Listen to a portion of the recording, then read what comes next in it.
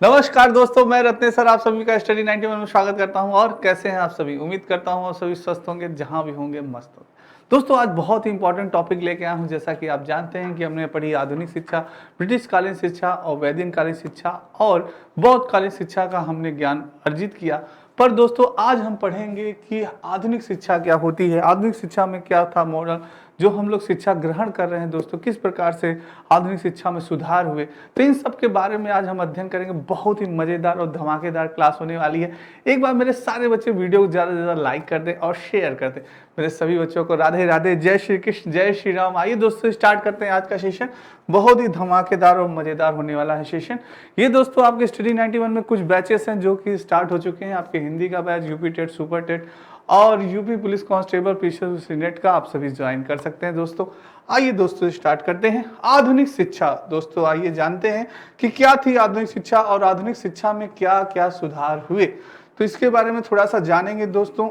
हम सभी जानते हैं दोस्तों, हमारे देश ने अपनी सभ्यता व संस्कृति को जिस माध्यम से सुरक्षित रखा वह थी शिक्षा। दोस्तों, शिक्षा एक ऐसा माध्यम था, डॉक्टर भीमराव अम्बेडकर ने कहा, शिक्षा वो शेरनी का दूध है जो जितना पिएगा उतना ही दहाड़ेगा। दोस्तों, तो उसी तरह से शिक्षा के माध्यम से हमने अपनी संस्कृति को बचाया, अपनी दोस्तों सभ्यता को बचाए रखा है। सिर्फ उसका एक ही साधन था, वो क्या थी? शिक्षा।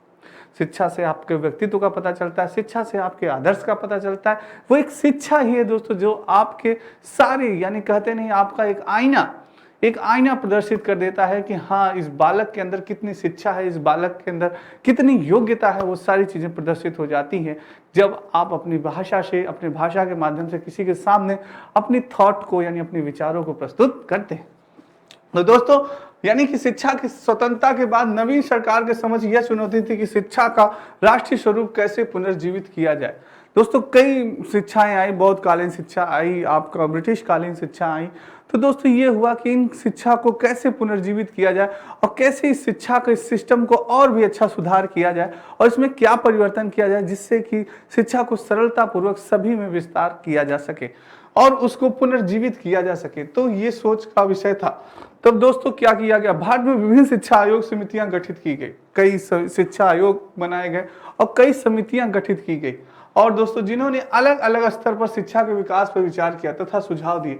कुछ आयोग समितियां निम्नवत हैं। दोस्तों, कई समितियां बनी, कई आयोग गठित किए गए कि किस प्रकार से शिक्षा में सुधार किया जाए और कितनी सरलता से, सरलतापूर्वक इस शिक्षा का विस्तार किया जाए कि जिससे कि हर एक व्यक्ति शिक्षित हो सके और स्वयं रोजगार प्राप्त कर सके। तो ये चीज थी दोस्तों। तो कई समितियां बनी, कई लोगों ने बनाया। सबसे पहले आया आपका विश्वविद्यालय शिक्षा आयोग। दोस्तों, 1948 से 1949 में हमारे, यानी कि हमारी स्वतंत्रता के बाद दोस्तों, विश्वविद्यालय शिक्षा के दोषों को दूर करने के लिए तथा उच्च शिक्षा के पुनर्संगठन के उद्देश्य से केंद्रीय शिक्षा सलाहकार परिषद व अंतर विश्वविद्यालय बोर्ड की सिफारिश पर भारत सरकार ने 4 नवंबर 1948 को, कब दोस्तों? 4 नवंबर 1948 को विश्वविद्यालय शिक्षा आयोग का गठन किया, जिसके अध्यक्ष थे आपके डॉक्टर सर्वपल्ली राधाकृष्णन।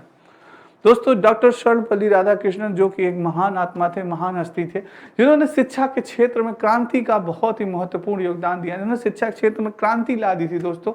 तो इन्होंने क्या बताया था? डॉक्टर सर्वपल्ली राधाकृष्णन ने ये कहा कि भाई, इनका जन्मदिन था दोस्तों। इनसे संबंधित एक छोटी सी कहानी है, मैं आपको सुनाना चाहूंगा।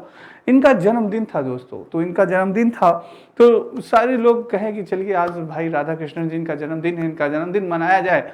तो इन्होंने क्या कहा कि नहीं, मेरा जन्मदिन मत बनाइए, बल्कि शिक्षक दिवस इस दिन को घोषित कर दीजिए। इस दिन सारे शिक्षकों का जन्मदिन मनाया जाए, सारे शिक्षकों का वो मनाया जाए कि ये हो कि आज के दिन सारे शिक्षकों का जन्मदिन है।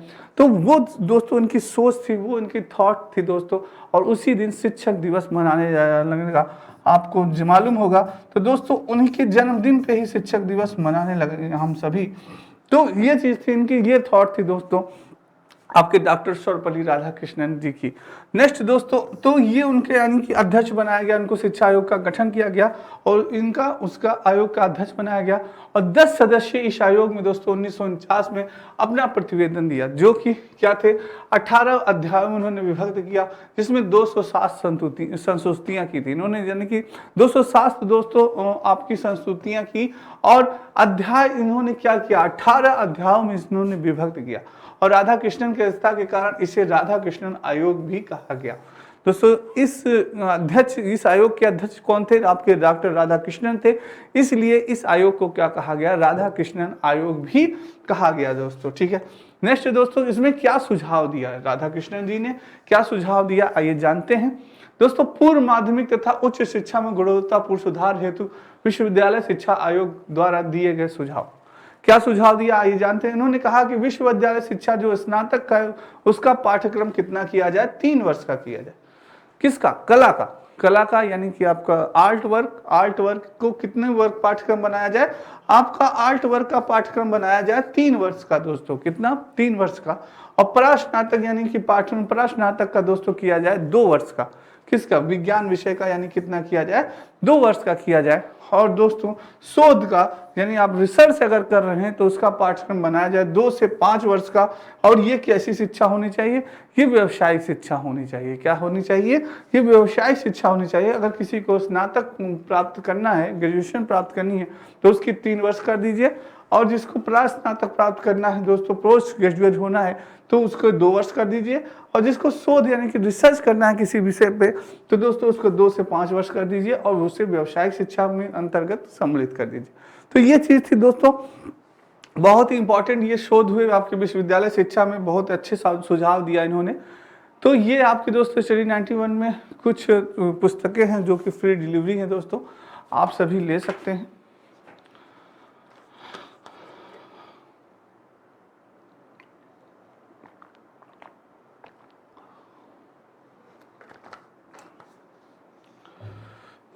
चलिए दोस्तों,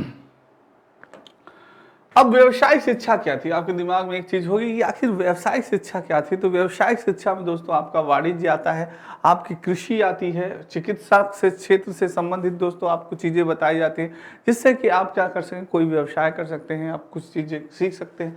तकनीकी दोस्तों, टेक्निकल हुआ, विधि और शिक्षक प्रशिक्षण, शिक्षक यानी कि टीचर टीचिंग दोस्तों जो प्रशिक्षण दिया जाता है, टीचर ट्रेनिंग कह सकते हैं आप, शिक्षक प्रशिक्षण जो दिया जाता है, ये व्यवसायिक शिक्षा के अंतर्गत आता था, जिसमें कि बालक जिनसे शिक्षा प्राप्त करके अपना कोई व्यवसाय भी कर सके दोस्तों, अपना जीव को उपार्जन कर सके व्यवसाय करके। तो ऐसा ही किया जाता था दोस्तों ये आपके क्षेत्र में। नेक्स्ट दोस्तों, फिर दूसरा एक आयोग आया, जिसमें दोस्तों उस आयोग में कुछ संशोधन हुए, कुछ सुझाव हुए।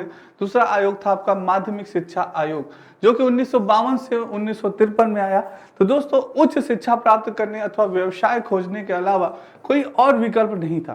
तो उच्च शिक्षा प्राप्त करना और व्यवसाय खोजने के अलावा और कोई विकल्प नहीं था। अतः माध्यमिक शिक्षा का पुनर्गठन इस प्रकार किया जाए कि ग्रहणार्थी अपनी अभिरुचियों एवं आवश्यकताओं के आधार पर भी लाभ ले सके। कि भाई ये था कि हाँ उच्च शिक्षा आपने प्राप्त कर ली, तो उच्च शिक्षा प्राप्त करके आप व्यवसाय प्राप्त कर सकते हैं, आप शिक्षा प्राप्त कर सकते हैं। पर ये हुआ कि कुछ ऐसा भी किया जाए, ऐसा यानी कि माध्यमिक शिक्षा का रखा जाए कि भाई सिर्फ केवल ज्ञान प्राप्त करना है, अगर पुनर्गठन करना है इस प्रकार किया जाए जो ग्रहणार्थी हैं अपना केवल ज्ञान भी प्राप्त कर सकें। तो ज्ञान प्राप्त करने के लिए अपनी अभिरुचि के अनुसार, अपनी रुचि के अनुसार कि हाँ हमें साइंस पढ़ना है, हमें मैथ पढ़ना है, हमें आर्ट्स पढ़ना है, तो अभी उन्हें अपनी रुचि के अनुसार दोस्तों, अपनी रुचि के अनुसार, इंटरेस्ट के अकॉर्डिंग वो आवश्यकता के आधार पर क्या करें, लाभ ले सकें। तो ये माध्यमिक शिक्षा का मेन थीम था दोस्तों।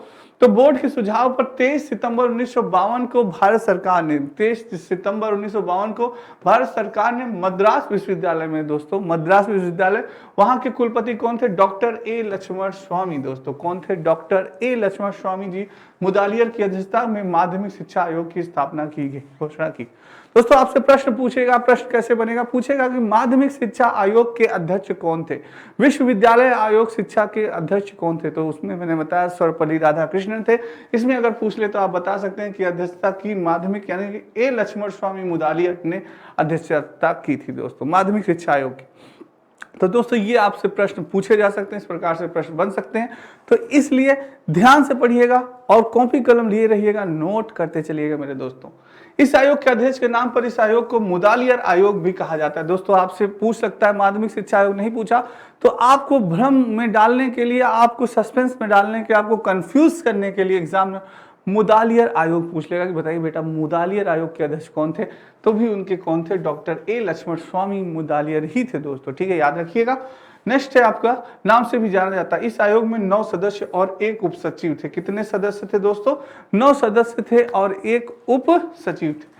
नेक्स्ट दोस्तों, क्या सुझाव था, आइए जानते हैं सुझाव के बारे में बात करें तो आयोग ने सबसे पहले माध्यमिक शिक्षा की ओर सरकार का ध्यान आकर्षित किया। क्या हुआ कि भाई चलिए पहले उच्च शिक्षा पे नहीं, पहले माध्यमिक शिक्षा पे ध्यान दीजिए, क्योंकि बेस अगर मजबूत है, बेस मजबूत है तो फिर भाई मकान नहीं गिर सकता। अगर बेस ही नहीं मजबूत है तो कोई भी मकान है, कोई भी पेड़ है, वो गिर जाएगा। इसलिए पहले माध्यमिक शिक्षा पे आप लोग फोकस करिए, ये नहीं आप उच्च शिक्षा पे फोकस करें। पहले माध्यमिक शिक्षा अगर मजबूत है, बच्चे की अगर शुरुआती ज्ञान अगर उसे शुरुआती शिक्षा अगर उसकी मजबूत हो गई तो वो उसका अच्छा ग्रोथ होगा, फिर वो आगे चल के भी और ज्ञान प्राप्त करेगा तो और अच्छा शिक्षित होगा। तो इसलिए बेस पे ध्यान दिया जाए। किया था कि संपूर्ण माध्यमिक शिक्षा को लाभप्रद बनाने हैं तो अपने सुझाव दिए, जिसमें कुल प्रत्येक प्रांत में प्रांतीय शिक्षा सलाहकार बोर्ड की स्थापना, यानी ऐसा किया जाए कि हर एक प्रांत में क्या हो, एक प्रांतीय शिक्षा सलाहकार बोर्ड हो। क्या हो? एक प्रांतीय शिक्षा सलाहकार बोर्ड हर एक उसमें होना चाहिए, जिससे कि कोई भी दिक्कत हो, कोई परेशानी हो तो आदमी उससे सलाह ले सकता है, उन पर शिकायत कर सकता है। ये सारी चीजें होनी चाहिए। नेक्स्ट है तकनीकी शिक्षा बोर्ड की स्थापना, और एक तकनीकी शिक्षा बोर्ड की स्थापना की जानी चाहिए, जैसे कोई भी तकनीकी संबंधी प्रॉब्लम हो या समस्या हो तो वहां पे भाई हम कंप्लेन कर सकें, बता सकें सर ऐसी ऐसी दिक्कत है, इसको दूर करिए। तो ये चीज है। नेक्स्ट है दोस्तों, सभी राज्यों में माध्यमिक शिक्षा बोर्ड की स्थापना जिन राज्यों में न हो, दोस्तों सभी राज्यों में क्या किया जाए, माध्यमिक शिक्षा बोर्ड की स्थापना की जाए। जहां जहां पे जिस स्टेट में, जिस राज्य में अगर ये सुविधा नहीं है तो वहां पे उपलब्ध कराया जाए। माध्यमिक शिक्षा प्राप्त कराने वाले छात्रों की उम्र 11 से 17 वर्ष होनी चाहिए। जो माध्यमिक शिक्षा प्राप्त कराने वाले छात्र हैं उनकी उम्र कितनी होनी चाहिए? 11 से 17 वर्ष होनी चाहिए, इससे कम नहीं होनी चाहिए। ये सुझाव दिया गया आपके इस बोर्ड में। माध्यमिक शिक्षा का माध्यम मातृभाषा और क्षेत्रीय भाषा और संघीय भाषा हो। जो आपको माध्यमिक शिक्षा में शिक्षा प्रदान की जाए तो उसमें शिक्षक कैसे प्रदान करे, या तो बालक को उसकी मातृभाषा के आधार पर शिक्षा प्रदान करे, या क्षेत्रीय भाषा में शिक्षा प्रदान करे, या संघीय भाषा में उसको शिक्षा प्रदान करे, जिससे कि दोस्तों बालक को सरलता पूर्वक चीजें समझ में आए। जब उसके आप क्षेत्रीय भाषा के रूप में उसे आप शिक्षा प्रदान करेंगे, उसकी मातृभाषा के रूप में जब उसे शिक्षा प्रदान करेंगे तो उसे और अच्छे से समझ में आएगा दोस्तों।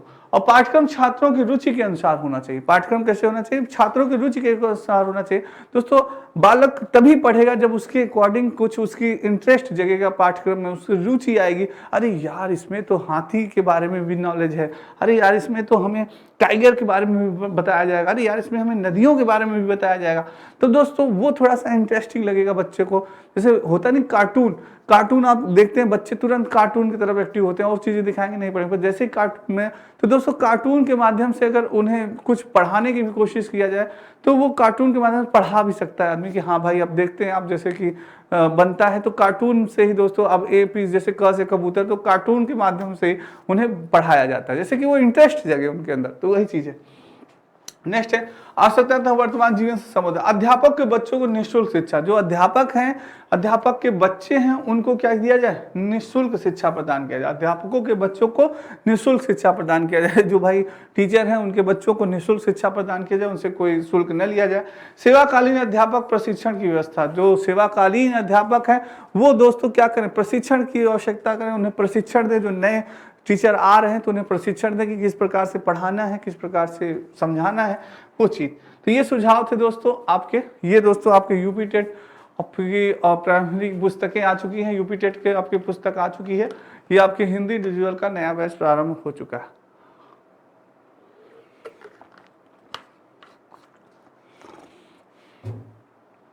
नेक्स्ट दोस्तों, शिक्षा आयोग, एक नया आयोग और आया दोस्तों। शिक्षा आयोग 1964 से 66 के बीच में आया आपका। तो भारत सरकार ने इस आयोग में, भारत सरकार ने 14 जुलाई दोस्तों, 14 जुलाई 1964 को विश्वविद्यालय अनुदान आयोग के तत्कालीन अध्यक्ष प्रोफेसर दौलत सिंह, कौन थे इसके अध्यक्ष? प्रोफेसर दौलत सिंह थे दोस्तों। नाम ही क्या शानदार है, दौलत सिंह, क्या बात है। प्रोफेसर दौलत सिंह कोठारी की अध्यक्षता में एक शिक्षा आयोग का गठन किया। जितनी दौलत की कमी हो इन्हीं से ले लिया जाता तो इस आयोग का उद्धार हो जाता। तो नाम थे दोस्तों, पता नहीं नाम बड़े थे। तो दौलत सिंह की अध्यक्षता में क्या बना? शिक्षा आयोग बना दोस्तों, दौलत सिंह की अध्यक्षता में। और एक शिक्षा गठन किया गया। अध्यक्ष के नाम पर इस आयोग को कोठारी आयोग भी कहा जाता है।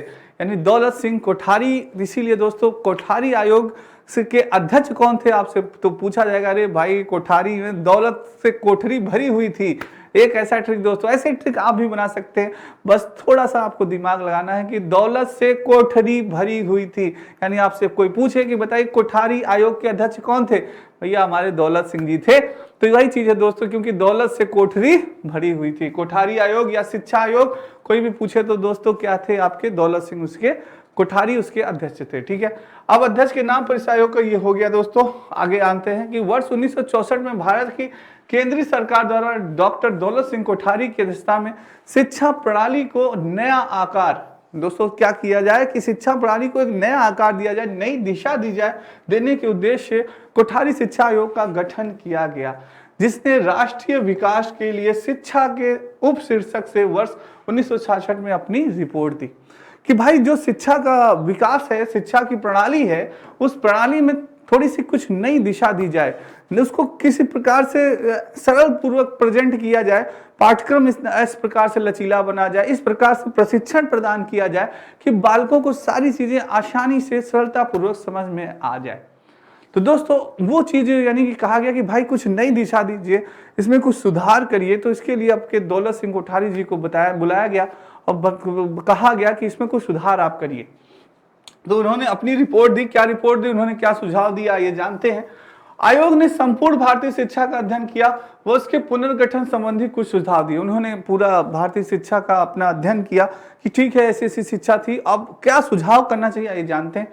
विज्ञान को शिक्षा और संस्कृति का अभिन्न अंग बनाना। उन्होंने कहा कि हमें ऐसा करना चाहिए कि विज्ञान को शिक्षा और संस्कृति का अभिन्न अंग बनाना चाहिए, क्योंकि science is the most important for our life या एवरी लाइफ।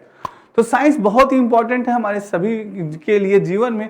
तो विज्ञान को अगर हम अपने शिक्षा और संस्कृति का अंग बना लेंगे तो विज्ञान से ही प्रगति है। तो इन्होंने ये बताया कि विज्ञान इंपॉर्टेंट है हमारे लिए, इसलिए विज्ञान को हमें उसका क्या करना चाहिए, अभिन्न अंग बनाना चाहिए शिक्षा का और संस्कृति का। और विज्ञान तथा प्रौद्योगिक शोध में सुधार करना चाहिए। इन्होंने साइंस के ऊपर ज्यादा फोकस किया और प्रौद्योगिकी पे भी उन्होंने ज्यादा फोकस किया और उन्होंने साइंस को अधिकता बनाया कि भाई साइंस पढ़ाइए, साइंस के प्रति बच्चों को जागरूक करिए, साइंस से रिलेटेड उन्हें बच्चों को शिक्षा प्रदान करिए कि गुरुत्वाकर्षण क्या होता है, द्रव्यमान क्या होता है दोस्तों, यानी कि कैसे जड़त्व क्या होता है, साइंस के बारे में और भी चीजों की जानकारी उन्हें बताएं बच्चों को। और आधुनिक भारतीय भाषाओं का विकास, जो आधुनिक भारतीय लैंग्वेज है उनकी भारतीय भाषाओं का क्या किया जाए, विकास किया जाए दोस्तों। और सामाजिक न्याय के उच्च आदर्श, और जो सामाजिक न्याय है हमारे उनके उच्च आदर्शों के बारे में भी बालकों को शिक्षा प्रदान की जाए। नेक्स्ट है शिक्षा दोस्तों। उन्होंने बताया सुझाव कि प्राथमिक शिक्षा कैसी होनी चाहिए, पूर्व प्राथमिक शिक्षा, निम्न प्राथमिक शिक्षा, उच्च प्राथमिक शिक्षा, फिर निम्न माध्यमिक शिक्षा और फिर उच्च माध्यमिक शिक्षा। इस प्रकार से शिक्षा का क्रम चलना चाहिए। उच्च शिक्षा में पहले डिग्री कोर्स और फिर अनुसंधान, फिर हम रिसर्च करें। पहले उन्हें डिग्री कोर्स दें, उसके बाद वो रिसर्च करें। ये शिक्षा का उन्होंने मॉडल प्रेजेंट किया। नेक्स्ट है निम्न माध्यमिक स्तर पर अगले 20 वर्षों में बालक और बालिकाओं की संख्या का अनुपात कितना हो, 1:3 हो। कितना होना चाहिए, 1:3, तथा उच्चतर माध्यमिक स्तर पर 1:2 अनुपात का दृढ़ निश्चय किया गया दोस्तों। ये चीज थी आपके बालक और बालिकाओं की संख्या का अनुपात उन्होंने निर्धारित किया इस तरह से। नेक्स्ट है दोस्तों, ये आपके जैसे नेट का जो बच्चे तैयारी कर रहे हैं उनके लिए नया बैच है दोस्तों, प्रारंभ हो गया है मात्र 999 रुपए में।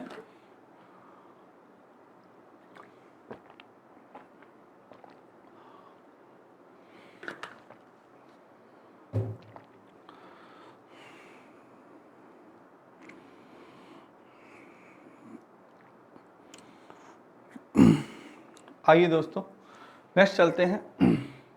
प्रमुख शिक्षा समिति दोस्तों, कुछ समिति और थी प्रमुख शिक्षा समिति, जो कि आचार्य नरेंद्र देव समिति, आचार्य नरेंद्र देव समिति थी दोस्तों। 1952 से 1953 में इसका गठन हुआ था। 1952 में गठन करता थे शिक्षा विभाग, यानी उत्तर प्रदेश के शिक्षा विभाग के लोग थे जिन्होंने गठन किया। और इसके अध्यक्ष कौन थे, आचार्य नरेंद्र जी थे। कौन थे, आचार्य नरेंद्र देव जी थे दोस्तों। प्रमुख शिक्षा समिति आचार्य नरेंद्र देव समिति भी इसे कहा जाता है। और अन्य नाम था दोस्तों माध्यमिक शिक्षा पुनर्गठन समिति, और उद्देश्य क्या था, माध्यमिक शिक्षा का विकास। यानी इनका मुख्य उद्देश्य था कि किसी भी तरह से जो माध्यमिक शिक्षा है उसे और भी विकासशील बनाया जाए, उसे सरल पूर्वक बनाया जाए, जिस प्रकार से बच्चों को सरलता पूर्वक ज्ञान प्रदान किया जा सके। बच्चे सरलता पूर्वक अपनी मातृभाषा के माध्यम से या अपनी भाषा से, संघीय भाषा से या अपने किसी भी ढंग से दोस्तों बच्चे सरलता पूर्वक शिक्षा प्राप्त कर सकें, इजी से इजी यानी तरीके से सरल तरीके के रूप में। तो ये था इनका उद्देश्य। और इन्होंने क्या सुझाव दिया ये जानते हैं। इनका मुख्य सुझाव था कि संस्कृत को हिंदी भाषा के साथ अनिवार्य कर दिया जाए। तो दोस्तों आप जानते हैं कि अभी तक वो चला आ रहा है कि संस्कृत के साथ हिंदी अनिवार्य था। हमारा हाई स्कूल में आप जानते होंगे, अगर आपने लिया होगा तो संस्कृत के साथ आपको हिंदी लेना ही है, हिंदी के साथ आपको संस्कृत लेना ही लेना है दोस्तों। अब तभी आप पीजीटी में भी आप ध्यान देखते हैं कि आप हिंदी में तभी दे सकते हैं जब संस्कृत भी आपका हो, चाहे पीजीटी हो चाहे टीजीटी हो दोस्तों, दोनों में जरूरी है, कंपलसरी है, हिंदी के साथ संस्कृत का कॉम्बिनेशन होना चाहिए। और तकनीकी शिक्षा निःशुल्क दी जानी चाहिए। इन्होंने क्या कहा, जो टेक्निकल एजुकेशन है तो टेक्निकल एजुकेशन फ्री कर देना चाहिए, निःशुल्क प्रदान करना चाहिए। और मनोवैज्ञानिक परामर्श केंद्र की भी स्थापना करनी चाहिए। जो मनोवैज्ञानिक परामर्श होते हैं दोस्तों, साइकोलॉजी जो एडवाइस दी जाती है, मनोवैज्ञानिक जो परामर्श देते हैं, उसे भी उसके केंद्र की स्थापना करनी चाहिए। और छात्रों का संचयी अभिलेख बनाना, छात्रों का संचयी अभिलेख भी बनाना चाहिए। ये इनके सुझाव थे दोस्तों, बहुत ही इंपॉर्टेंट थे।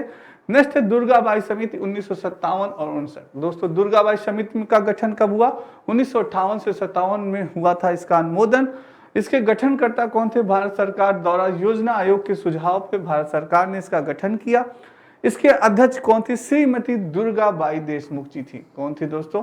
श्रीमती दुर्गाबाई देशमुख। दोस्तों समिति में या तो सन पूछ सकता है या दोस्तों आपसे पूछ सकता है इसके अध्यक्ष कौन थे, क्या सुझाव दिए गए थे, तो ये थोड़ा सा पूछ सकता है, बस बाकी चीजें नहीं ज्यादा पूछेगा। तो ये मेन फोकस अध्यक्ष पे करिएगा और सन पे करिएगा लगभग। तो सदस्य कितने थे? कुल 9 सदस्य भी पूछा जा सकता है। और उद्देश्य क्या था? बालिकाओं की शिक्षा में सुधार एवं विकास। दोस्तों उद्देश्य भी पूछा जा सकता है, ध्यान रखिएगा।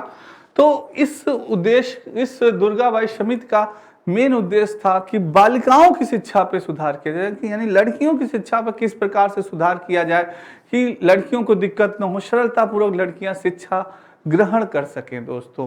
तो ये किया गया। आइए जानते हैं क्या किया गया, मुख्य सुझाव क्या दिया गया। तो राष्ट्रीय महिला शिक्षा परिषद की स्थापना हुई। ये भाई राष्ट्रीय महिला शिक्षा परिषद की स्थापना की गई कि जैसे कोई भी समस्या गर्ल्स को होती है तो वो आपके आके यहाँ पे कंप्लेन कर सकते हैं, अपनी बता सकते हैं समस्या को, ये चीज। राज्य महिला शिक्षा परिषद का गठन भी किया गया। फिर राज्य महिला शिक्षा परिषद का भी गठन इसी प्रकार किया गया। और सशिक्षा के विद्यालयों की भी स्थापना की गई। और बालिकाओं की शिक्षा के लिए बालिका विद्यालय की स्थापना की गई कि बस वहां पे सिर्फ बालिकाएं ही पढ़ेंगी, यानी कि बॉयज नहीं एडमिशन ले सकते हैं, वहां पे सिर्फ बालिकाएं पढ़ेंगी। ऐसे यानी कि बालिकाओं विद्यालयों का, जैसे कुछ लोगों की सोच होती है कि सिर्फ बालिकाओं विद्यालय में ही भेजें अपनी बच्चियों को, तो उनके लिए ये व्यवस्था की गई। और उच्च प्राथमिक स्तर के सभी बालिकाओं को निःशुल्क शिक्षा, जो उच्च प्राथमिक शिक्षा प्राप्त करना चाहती हैं बालिकाएं, उन्हें निःशुल्क शिक्षा प्रदान की जाए, कोई भी उनसे शुल्क न लिया जाए। ये सुझाव था आपकी दुर्गा समिति का, बहुत ही अच्छा सुझाव था। श्री प्रकाश समिति, श्री प्रकाश समिति दोस्तों इसका गठन हुआ आपके 1959 ईस्वी में। कब हुआ? 1959 ईस्वी में। और गठनकर्ता कौन थे? भारत सरकार। गठनकर्ता कौन थे? भारत सरकार थे दोस्तों। इसके अध्यक्ष कौन थे? श्री प्रकाश जी थे। कौन थे इसके अध्यक्ष? श्री प्रकाश जी थे इसके अध्यक्ष। और उद्देश्य क्या था इस गठन का? उद्देश्य देखिए क्या था, धार्मिक और नैतिक शिक्षा का निवारण। कि भाई धार्मिक और जो नैतिक शिक्षा है उसका किस प्रकार से निवारण किया जाए, किस प्रकार से बालक को शिक्षा प्रदान की जाए, इसके बारे में बात करनी थी। तो ये श्री प्रकाश समिति थे। अध्यक्ष इसमें श्री प्रकाश जी थे, नाम से ही पता चल जा रहा है श्री प्रकाश समिति। दो ये आपके हिंदी ट्यूटोरियल का नया बैच प्रारंभ हो गया है नितिन सर के द्वारा, मात्र 999 द्वारा।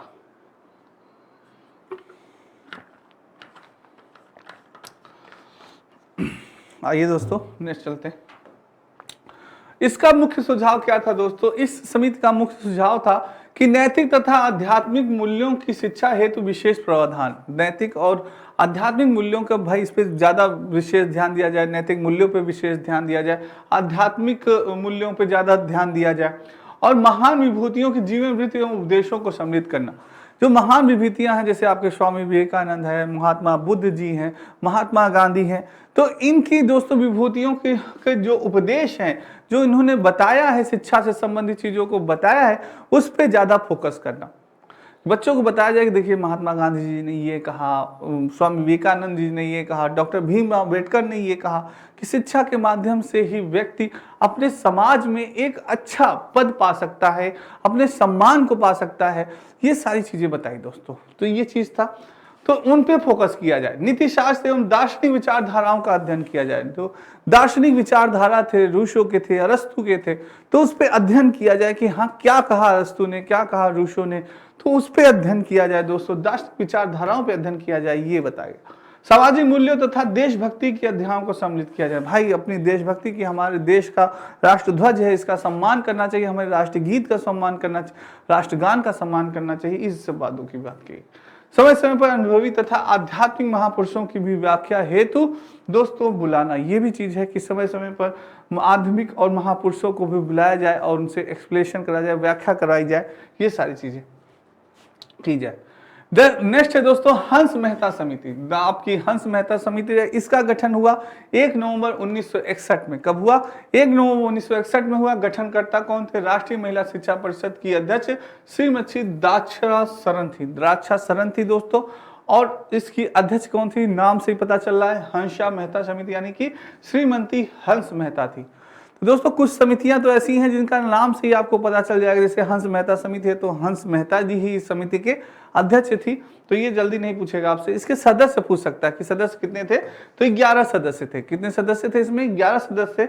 उद्देश्य पूछ सकता है कि महिला की शिक्षा की समस्याओं पर विचार विमर्श, कि महिला की शिक्षाओं की आखिर क्या समस्या है, क्यों महिलाओं शिक्षा नहीं प्राप्त कर पा रही हैं, क्या दिक्कत हो रही है, उस पर विचार विमर्श हो सकता है। लड़कियों की शिक्षा हेतु पाठ्यक्रम और उनके पाठ्यक्रम को किस प्रकार से लचीला किया जाए और किस प्रकार से लड़कियों से संबंधित पाठ्यक्रम बनाया जाए, उसके बारे में ये सुझाव थे दिए। क्या सुझाव था ये जानते हैं। मुख्य सुझाव था कि प्राथमिक स्तर पर सह शिक्षा अनिवार्य है। क्या है? प्राथमिक स्तर पर सह शिक्षा, साथ में शिक्षा ग्रहण करें, सभी लोग एक साथ शिक्षा ग्रहण करें और उनका सहयोग किया जाए शिक्षा प्राप्त करने के लिए, ये अनिवार्य था। और उच्चतर स्तर पर सह शिक्षा ऐच्छिक, वैकल्पिक रखा जाए, यानी कि क्या है, वैकल्पिक रखा जाए। कोई भी जिसको भी जो चीजें पढ़नी है वो अपना चयन कर सकता है खुद दोस्तों। ये नहीं है कि आपको थोपा जाए कि नहीं आपको यही पढ़ना है, नहीं, ऐसा नहीं। माध्यमिक स्तर पर बालिकाओं की आवश्यकता अनुसार शिक्षा जैसे गृह विज्ञान, ललित कला, संगीत आदि की उपलब्धि, यानी माध्यमिक स्तर पर बालिकाओं को इस प्रकार से सब्जेक्ट रखने चाहिए जिससे कि बालिकाएं उसमें रुचि ले, इंटरेस्ट ले। जैसे कि गृह विज्ञान रख दिया गया दोस्तों, तो गृह विज्ञान में वो इंटरेस्ट लेंगे, या किस प्रकार से भोजन बनाया जाता है, किस प्रकार से गैस, गोबर गैस है, ये सब कैसे होती हैं, और भी चीज़ों जो कि आप गृह विज्ञान में पढ़ते हैं तो इंटरेस्टेड होता है। ललित कला है दोस्तों, संगीत कला है, आर्ट है दोस्तों, कला है। कला में दोस्तों बालिकाएं आधी पेंटिंग करना चाहती हैं, उसमें अपना कौशल दिखाना चाहती हैं, तो उन्हें उसी क्षेत्र में आगे करें। उच्च स्तर पर महिलाओं हेतु व्यावसायिक शिक्षा, यानी उच्च स्तर पर ऐसी शिक्षा प्रदान की जाए कि बाद में वो शिक्षा प्राप्त करके अपना जीविकोपार्जन भी कर सके दोस्तों। लड़के लड़कियों में परस्पर उचित दृष्टिकोण के विकास हेतु आवश्यक यौन शिक्षा, और दोस्तों यौन शिक्षा भी लड़के लड़कियों में प्रदान की जाएगी कि आप यौन शिक्षा के बारे में भी जानते रहें कि सारी चीज़ें, सावधानियां किस प्रकार बरतनी है, इन सारी चीज़ों के बारे में जान सकें आप, ये भी चीज़ें बताई जाए बालिकाओं को। ये दोस्तों 10+2+3 राष्ट्रीय समिति 1973, इसका गठन 1973 में हुआ था। गठनकर्ता कौन थे? भारत सरकार थे के द्वारा। अध्यक्ष कौन थे? श्री पी.डी. शुक्ला थे दोस्तों। कौन थे? श्री पी.डी. शुक्ला थे। उद्देश्य क्या था? कोठारी आयोग द्वारा सुझाए गए तथा राष्ट्रीय शिक्षा नीति 1968 द्वारा स्वीकार 10+2+3 के शैक्षिक ढांचे को लागू करने हेतु व्यवहारिक उपाय करने था दोस्तों। क्या था आइए जानते हैं, इनका सुझाव क्या था, मुख्य सुझाव क्या था इनका। मुख्य सुझाव था कि राष्ट्रीय शैक्षिक अनुसंधान एवं प्रशिक्षण परिषद द्वारा विकसित पाठ्यक्रम को स्वीकृत करना। विकसित पाठ्यक्रम को क्या करना? स्वीकार करना। और माध्यमिक स्तर कक्षा 9 और कक्षा 10 में सामान्य पाठ्यक्रम करना, यानी कि समान पाठ्यक्रम करना, जो कक्षा 9 का कक्षा 10 का समान पाठ्यक्रम। इंटरमीडिएट कक्षा 11 और कक्षा 12 में विशिष्ट पाठ्यक्रम, अच्छा पाठ्यक्रम किया जाए, विशिष्ट पाठ्यक्रम किया जाए। और उच्च शिक्षा में परंपरागत पाठ्यक्रम के अतिरिक्त व्यावसायिक पाठ्यक्रम किया जाए। और शिक्षक क्या होना चाहिए, प्रशिक्षण आवश्यक होना चाहिए। शिक्षक हो तो प्रशिक्षित शिक्षक हो कि हाँ सही ढंग से वो पढ़ा सके, लिखा सके और बच्चों को सही ढंग से समझा सके। तो ये चीज़ थी। नेक्स्ट है दोस्तों आपका वीडियो ग्राम विकास अधिकारी नया बैच प्रारंभ, महाबचत ऑफर, आप सभी ज्वाइन कर सकते हैं।